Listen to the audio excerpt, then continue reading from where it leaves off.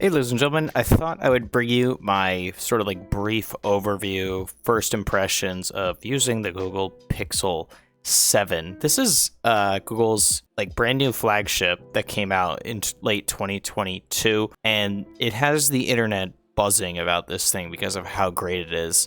How much value it offers to the consumer. And in my opinion, at first I didn't believe it because I was experiencing some software bugs on this thing, but then I updated Android, and then like all those like issues sort of just went away.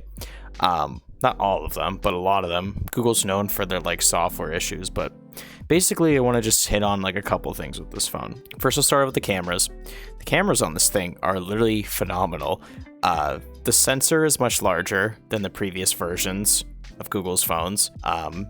And they toned down the overall like Google Magic's post-processing software stuff on here, and they're relying more on a bigger sensor to capture more detail and relying less on like the software side, so more on the hardware sort of emphasis. So the cameras, I love it. Video quality is pretty solid. I can do 4K 60. Front-facing camera is actually surprisingly good as well. I think it's mostly being tweaked with software, but it's also sharp. In terms of screen quality, I think this is a 6.3-inch display, so not tiny, but it's also not overly large. I'd say once you go up to the Google Pixel 7 Pro, it starts getting too big, in my opinion. But this phone, like, it's so snappy because it has the Google Tensor chip Gen 2. Everything here is just so snappy and has a nice 90 hertz refresh rate, so everything looks super smooth, and you can definitely tell the difference between this and a 60 hertz panel. I think most people can. But it runs like all the standard Google apps, comes preloaded with all the standard Google apps.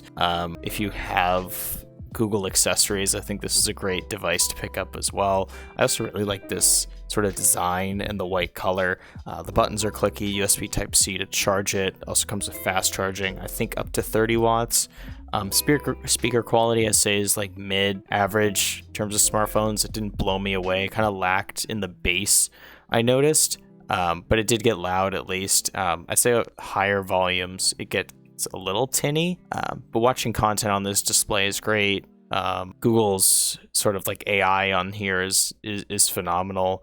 They have that call screening feature, which I haven't gotten to use yet, but that's super cool. And just like all the Google Assistant stuff as well is amazing.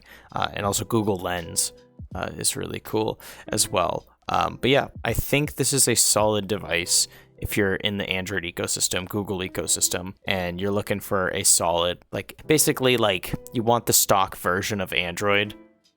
Like if you're coming from an iPhone, like this is probably the best device to get because like this is Android at its finest. There's no skins on top of this. It's all just straight up Android. And I think the newer version of Android has gotten really good. So I recommend this device. I think it's solid. Doesn't really have too many shortcomings.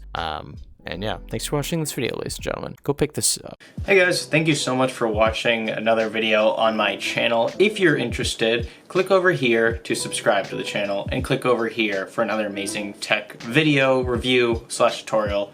And yeah, thanks so much for checking out the channel. Appreciate all you guys. See you in the next video.